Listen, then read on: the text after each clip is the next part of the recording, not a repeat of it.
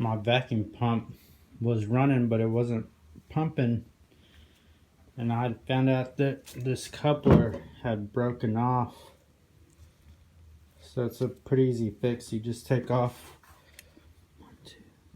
4 screws back here, and I took this one off another pump I had that's not working in the motor shop, but just stick it on and slide the motor back on and you're good to go.